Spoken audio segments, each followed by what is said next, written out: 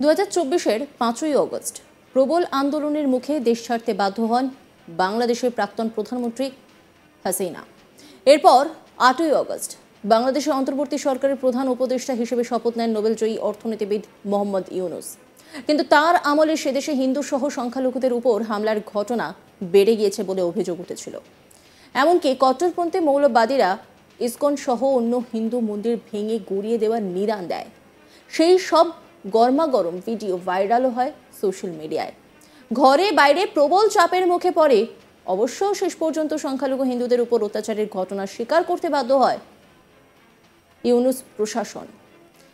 তবে প্রশাসনিক সূত্রে জানানো হয় মাত্র 80টির মতো ঘটনা ঘটেছে। এই ঘটনায় 70 জনকে গ্রেপ্তার করা হয়েছে। তবে সম্পর্কিত বাংলাদেশে হিন্দু সহ অন্য সংখ্যালঘু অত্যাচার নিয়ে এক চাঞ্চল্যকর তথ্য সাম্প্রতিককালে সামনে এসেছে।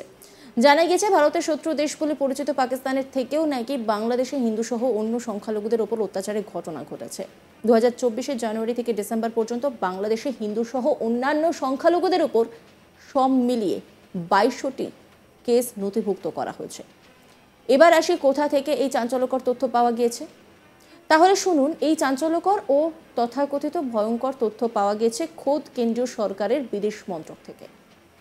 জানা গেছে সম্প্রতি রাজ্যসভায় বিদেশ প্রতিমন্ত্রী কীর্তিবর্ধন সিং এক প্রশ্নের জবাবে লিখিতভাবে এই তথ্য জানিয়েছেন। জানা গেছে শুক্রবার 20শে ডিসেম্বর রাজ্যসভায় বিদেশ প্রতিমন্ত্রী কীর্তিবর্ধন সিং জানান 2024-এর 8ই ডিসেম্বর পর্যন্ত বাংলাদেশে হিন্দু সহ অন্যান্য সংখ্যালঘুদের উপর সব মিলিয়ে 22টি কেস নথিভুক্ত করা হয়েছে। কিন্তু এই তথ্য কোথা থেকে পেলেন মন্ত্রীমশাই? জানা গেছে বিভিন্ন মানবাধিকার সংগঠনের থেকে প্রাপ্ত তথ্যের ভিত্তিতেই তিনি এই কথা বলেছেন। এ ব্যাপারে রীতিমতো পরিসংখ্যান দিয়ে তিনি জানিয়েছেন। তিনি বলেন 2024 সালের অক্টোবর পর্যন্ত পাকিস্তানে এই সংখ্যাটা 112টি ছিল। 2022 সালে বাংলাদেশে এই সংখ্যাটা ছিল 47 ও পাকিস্তানে 241। তিনি আরও বলেন 2023 সালে বাংলাদেশে এই সংখ্যাটা হয়ে যায় 302 আর পাকিস্তানে 103। পাকিস্তানের সংখ্যালঘু নির্যাতনের বিষয়টি নিয়ে ভারত নির্দিষ্ট আন্তর্জাতিক মঞ্চে অভিযোগ জানিয়েছে। সেই সঙ্গে তিনি জানিয়েছেন বাংলাদেশ পাকিস্তান বাদে প্রতিবেশী অন্যান্য দেশে হিন্দু বা অন্যান্য সংখ্যালঘু নির্যাতনের ঘটনা নাকি একটিও নথিভুক্ত হয়নি। যদিও মন্ত্রী বলেন এ বিষয়ে বাংলাদেশের অন্তর্বর্তী সরকারকে প্রয়োজনীয় পদক্ষেপ করার জন্য বলা হয়েছে। বাংলাদেশ সরকার সংখ্যালঘুদের সুরক্ষায় ব্যবস্থা নেবে বলেও আশা প্রকাশ করেছেন তিনি আরও জানান সম্প্রতি বাংলাদেশ সফরে গিয়ে বিষয়টি নিয়ে উদ্বেগ প্রকাশ করেন ভারতের বিদেশ সচিব বিক্রম মিশ্রে। ঢাকায় থাকা ভারতের হাই কমিশনও বিষয়টি দেখছে বলে জানিয়েছেন মন্ত্রী। প্রসঙ্গত ঢাকায় দাঁড়িয়ে মিডিয়া ব্রিফিংয়ে ভারতের বিদেশ সচিব বলেন দুই দেশের উন্নয়নের স্বার্থে সদর্থক আলোচনা হয়েছে। জল বিদ্যুৎ সহ নানা বিষয়ে দুদেশের পারস্পরিক সহযোগিতা আগের মতোই যাতে বজায় থাকে সেই বিষয়ে ভারত সরকার আশাবাদী। আগেও বাংলাদেশের সঙ্গে সুসম্পর্ক বজায় ছিল ভারতের। আশা করব ভবিষ্যতেও ভারতের অন্তর্বর্তী সরকারের সঙ্গে সেই সুসম্পর্ক বজায় থাকবে। একই সঙ্গে ভারতের বিদেশ সচিব মনে করিয়ে দেন যে অন্তর্বর্তী সরকার ক্ষমতায় আসার পর কিন্তু ভারতের প্রধানমন্ত্রী নরেন্দ্র মোদী প্রথমবার ফোন করে শুভেচ্ছা জানিয়েছিল। এরপরে ভারতের বিদেশ সচিব বলেন এই আলোচনায় বাংলাদেশের সংখ্যালঘু হিন্দুদের উপর হামলার বিষয় নিয়েও আলোচনা হয়েছে। এছাড়া বেশ কিছু সরকারি সম্পত্তি ও ধর্মস্থানে হামলার বিষয় নিয়েও আলোচনা হয়েছে। আমরা আশা করব এ বিষয়ে অবিলম্বে অন্তর্বর্তী সরকার ব্যবস্থা নেবে।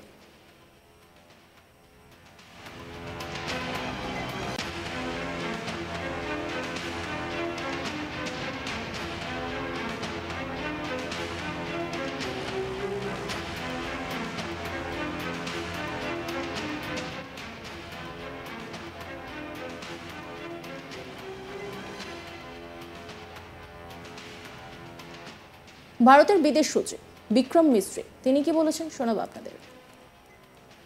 First, the opportunity to take stock of our relations, and I appreciate the opportunity today to have had a frank, candid, and constructive exchange of views with all my interlocutors.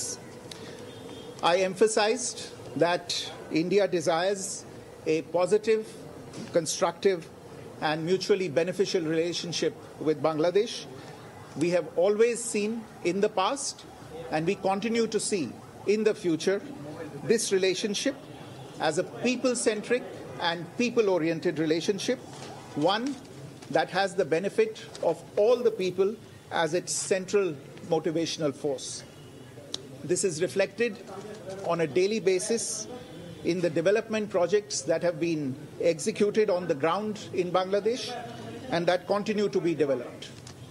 It is also reflected in the mutually beneficial engagement we have on a whole set of issues ranging from trade, commerce, connectivity, power, water and energy, and development cooperation, consular cooperation and cultural cooperation.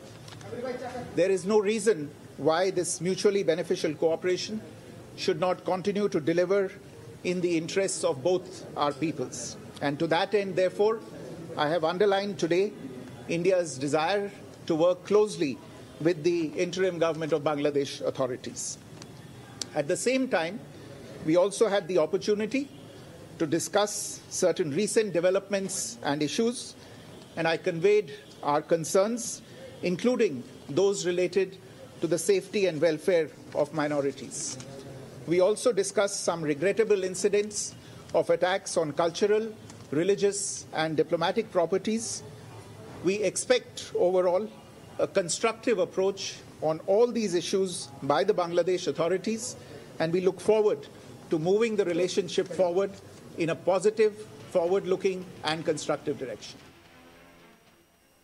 এরপরে বাংলাদেশের বিদেশ সচিব মোহাম্মদ জসেম উদ্দিন সাংবাদিক বৈঠক করেন এবং তিনি বলেন বাংলাদেশের সব ধর্মের মানুষই এখানে স্বাধীনভাবে ধর্মচারণ করতে পারে। এ নিয়ে বিভ্রান্তির কোনো অবকাশ নেই।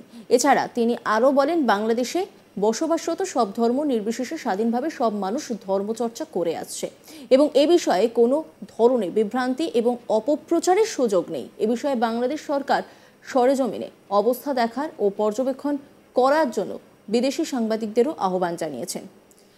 সেই পথে আমরাও একথা বলছি বলেও তিনি স্পষ্ট করেছেন। তিনি কি বলেছেন শোনাবো আপনাদের। বাংলাদেশে বসবাসরত সব ধর্ম নির্বিশেষে স্বাধীনভাবে সব মানুষ ধর্মচর্চা করে আসছে এবং এ বিষয়ে কোনো ধরনের বিভ্রান্তি এবং অপপ্রচারের সুযোগ নেই। এ বিষয়ে বাংলাদেশ সরকার সরেজমিন অবস্থা দেখার ও পর্যবেক্ষণ করার জন্য বিদেশি সাংবাদিকদেরও আহ্বান জানিয়েছেন। সেই সাথে আমরা এও বলেছি যে এটি আমাদের অভ্যন্তরীণ বিষয় এবং আমাদের অভ্যন্তরীণ বিষয়ে অন্য দেশের মন্তব্য সমীচীন নয়। আমি ভারতের পররাষ্ট্র সচিবকেও স্মরণ করিয়ে দিয়েছি যে বাংলাদেশ অন্য দেশের অভ্যন্তরীণ বিষয়ে মন্তব্য করা থেকে বিরত থাকে এবং অন্যান্য দেশেরও একই ধরনের শ্রদ্ধাবোধ আমাদের প্রতি দেখানো উচিত। নজর রাখুন আজ তাক বাংলার ইউটিউব স্ট্রিমিংয়ে।